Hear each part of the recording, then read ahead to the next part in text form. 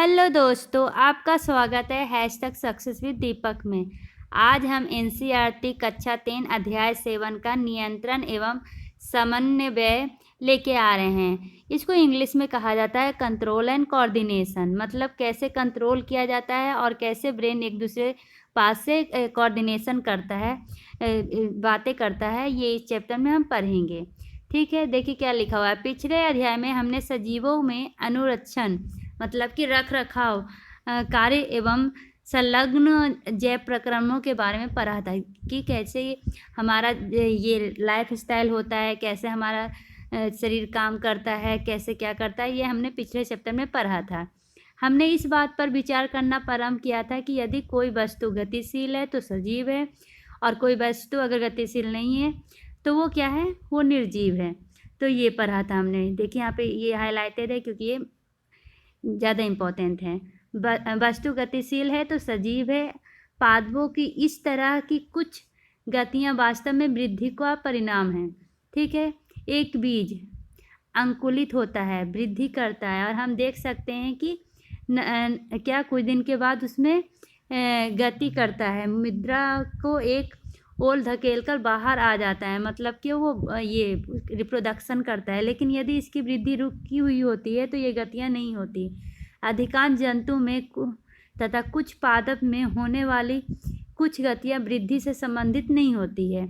तो आप ये नहीं कह सकते सिर्फ गति के अनुसार से कि वो जीवित है कि निर्जीव है। जैसे क्या होता है, पेड़ एक जगह पे क्या होता है, स्थिर होता है, पर वो भी जीवित होता है। तो इसके लिए हम बहुत से चीज़ लेते हैं, जैसे कि वो वृद्धि करता है, उसमें सेल डिवीजन होते हैं।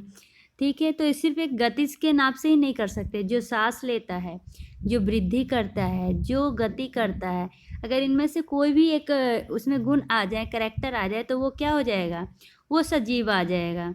दिखाई देने वाली इन गतियों को हम जीवन के साथ क्यों जोड़ते हैं? इसका एक संभावित उत्तर यह है कि हम गतियों को जीव के पर्यावरण में आए परिवर्तन की अनुक्रिया सोचते हैं। बिल्ली इसलिए दौड़ती होगी क्योंकि उसने चूहा को देखा। मतलब ये कह रहा है कि एक सभी बातें एक दूसरे से क्या है, कनेक्टेड है। जैसे बिल्ली दौड़ रही है क्योंकि उसने चूहा को देखा।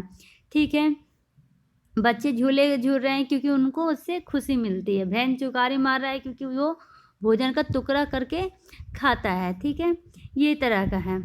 यदि हम इसके बारे में और अधिक विचार करें तो ऐसा प्रतीत होता है कि पर्यावरण में अनुक्रिया के प्रति ये गतियाँ सावधानी से नियंत्रित की जाती है।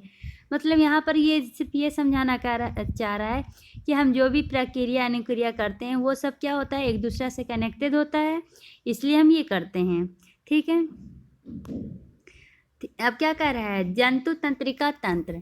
जंतु तंत्रिका तंत्र क्या होता है, तो हम इसमें पढ़ेंगे कि कैसे हमारा नर्वस सिस्टम काम करता है।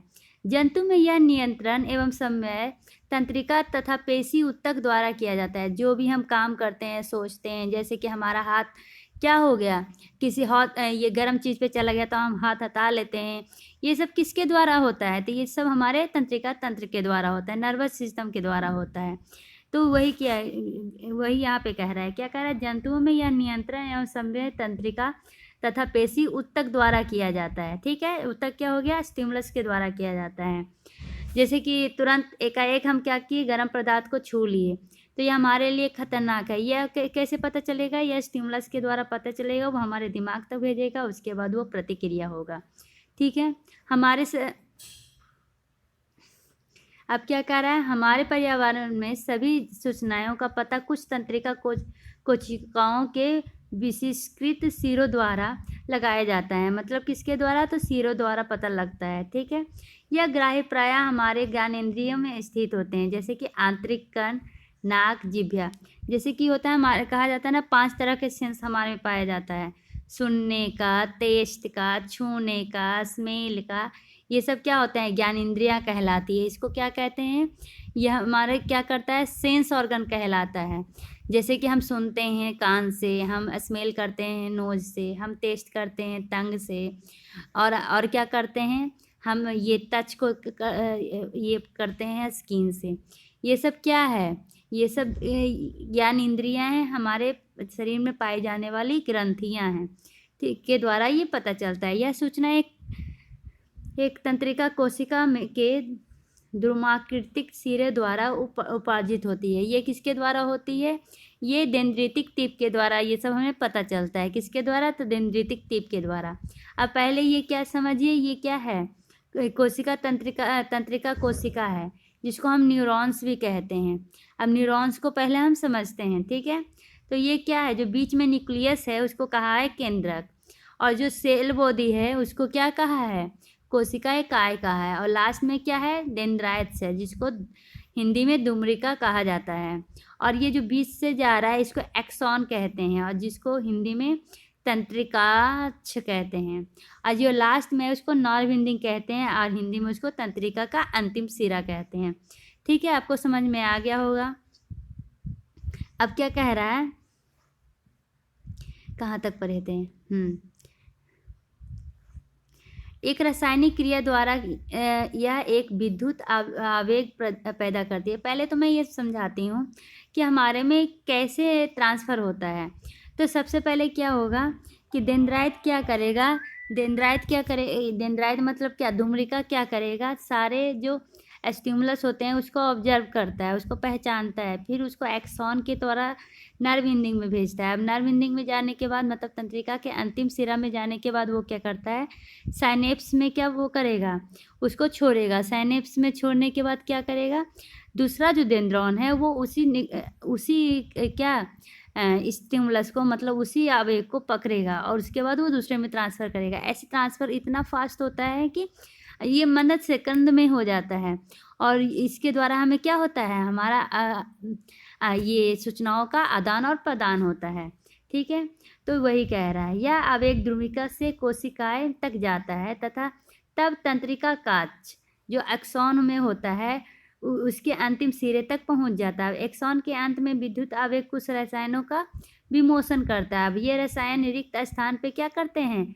सिनेप्स, अभी बोला था ना कि जो सिनेप्स में करते हैं वहाँ पर क्या करते हैं? पार करते हैं, और दूसरे ध्रुवनिका के द्वारा वो फिर से क्या करते हैं? उस विद्युत आवेग को क्या करते हैं? ऑब्जर्व कर लेते हैं, और ऐसे ही ये सिलसिला चलता है, और ये क्या होता है? हम क्या करते हैं? कम्युनिकेशन करते हैं। तो यहाँ से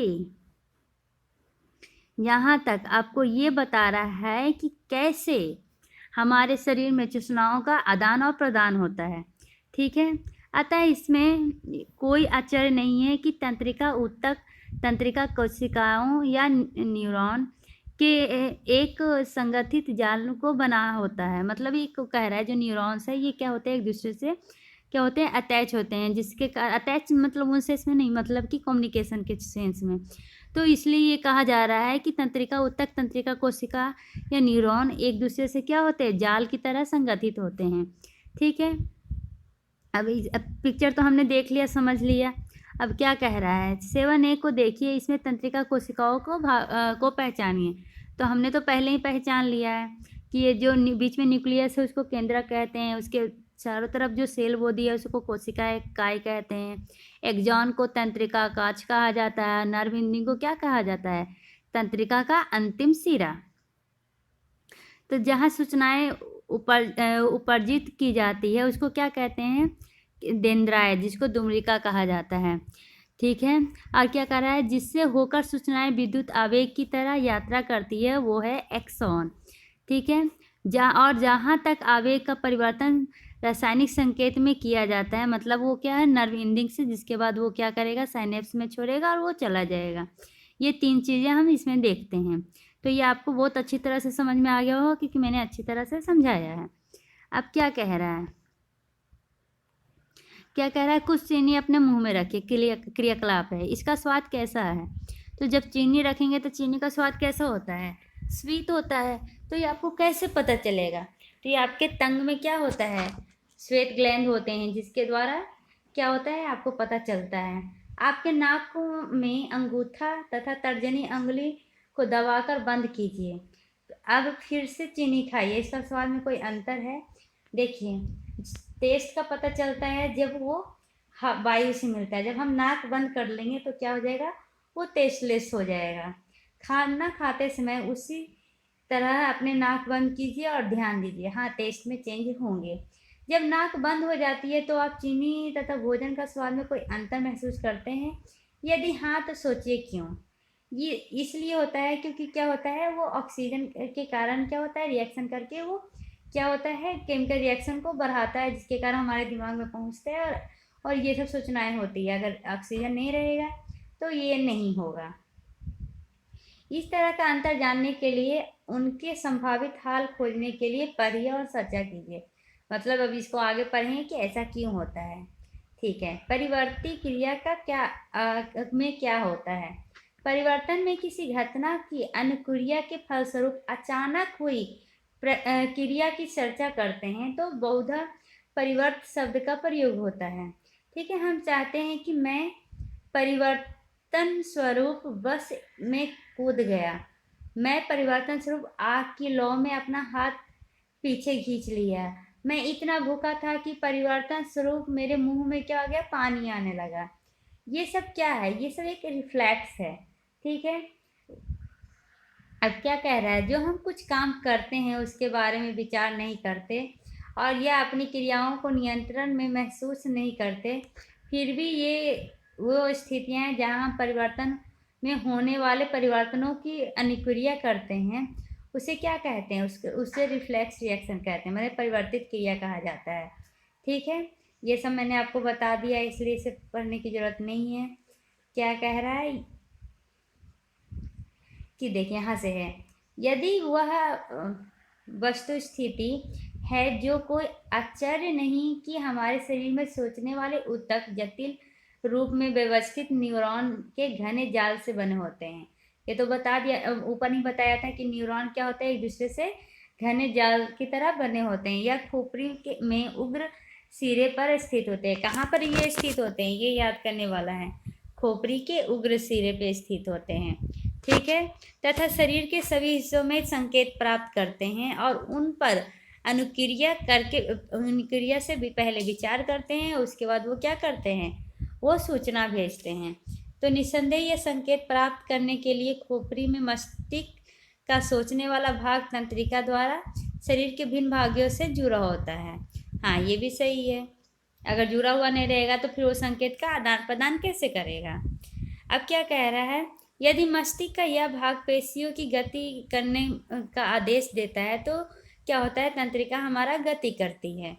बट हम किसी गर्म वस्तु को छुए और हमें यह सब करना पड़े तो इसमें काफ़ी समय लगेगा और जलन महसूस भी होगा, तो उसमें क्या होता है, रिफ्लेक्स रिएक्शन होता है। ठीक है, तो शरीर की डिजाइन किस तरह इस समस्या का हल करती है ये जानते हैं। तो ऊष्मा के संवेदन के बारे में सोचने की अपेक्षा यदि जो तंत्रिका ऊष्मा का पता लगाती है उन्हें उन तंत्रिका से जोड़ा जाए जो पेशियों को गति कराती है, तो जो परिक्रम आगम संकेतों का पता लगाने तथा तदनुसार निर्गम क्रिया करने का कार्य करता है उसे अतिशीघ्र पूरा हो सकता है। ये भी लाइन इम्पोर्टेंट है। आमतौर पर इस तरह की संबंधन की प्रतिवर्ती चाप कहते हैं। इसे क्या कहते हैं, परिवर्तित मतलब रिफ्लेक्स रिएक्शन कहते हैं। ठीक है, याद रखिएगा। क्या, तो ऐसे तो मेनली कोई काम करते हैं तो वो पहले हमारे ब्रेन तक जाता है, ब्रेन से और वो उसका परिक्रिया आता है तो हम वो काम करते हैं। बट कुछ काम ऐसे होते हैं जो एकाएक होता है, जो बिना सोचे करते हैं, उसी को कहते हैं परिवर्तित चाप। इस प्रकार के परिवर्तित चाप का संबंध आगत तंत्रिका तथा निर्गत तंत्रिका के मध्य कहाँ होने चाहिए, ये कहाँ पे होता है। सबसे उपयुक्त स्थान शायद कहीं वही बिंदु होगा जहाँ सबसे पहले वे एक दूसरे से मिलते हैं। पूरे शरीर की तंत्रिका मेरुरज्जु में मस्तिष्क को जाने वाले रास्ते में एक बंडल से मिलती है। परिवर्तित चाप इसी मेरुरज्जु में बनते हैं। अब ये यही आ गया, पूछेगा कि जो रिफ्लेक्स रिएक्शन कहाँ बनता है, तो यही मेरुरज्जु में बनता है। ठीक है, अब ये मेरुरज्जु होता क्या है, तो मेरुरज्जु को इंग्लिश में क्या कहते हैं, स्पाइनल कोड कहते हैं। ठीक है, अब क्या कह रहा है, अधिकतर जंतुओं में परिवर्तित चाप इसलिए विकसित हुआ है क्योंकि इनके मस्तिष्क में सोचने की प्रक्रम क्या होती है, बहुत तेज नहीं होती है, इसलिए वो क्या करते हैं। वास्तव में अधिकांश जंतुओं में सोचने के लिए आवश्यक जटिल न्यूरॉन जाल या कोई कुछ नहीं होता है, तो वो किसके द्वारा करते हैं, तो ये मेरुरज्जु के द्वारा ही वो करते हैं। यदि जटिल न्यूरॉन जाल में अस्तित्व में आने के बाद यह परिवर्तित चाप तुरंत अभिक्रिया के लिए एक अधिक दक्ष प्रणाली के रूप में कार्य करता है। तो ये हो गया, देखिए रिफ्लेक्स रिएक्शन कैसे हो रहा है। जैसे कि हमारा कोई हाथ गर्म चीज़ पे हो गया तो अब क्या हो जाएगा, वो सूचना कहाँ जाएगा। देखिए संवेदना तंत्रिका से मतलब किसके द्वारा, सेंसरी तंत्र के द्वारा क्या जा रहा है, वो हमारे ब्रेन में जा रहा है, मेरुरज्जु के द्वारा मस्तिष्क में इस संदेश जा रहा है। अब यहाँ पर क्या हो जाएगा, वो तुरंत प्रेरक तंत्रिका के द्वारा क्या करेंगे, वो हमारे ये भुजा जिससे वो जिस मसल से वो हाथ अटैच है वहाँ पे उसको कहेंगे कि हटाओ, तो वो तुरंत कार्य होगा। इसी को कहते हैं रिफ्लेक्स रिएक्शन। अब पढ़ना है मानव मस्तिष्क। मानव मस्तिष्क हम अगले वीडियो में लेके आएंगे। अगर ये वीडियो आपको पसंद है तो लाइक और सब्सक्राइब करना ना भूलें।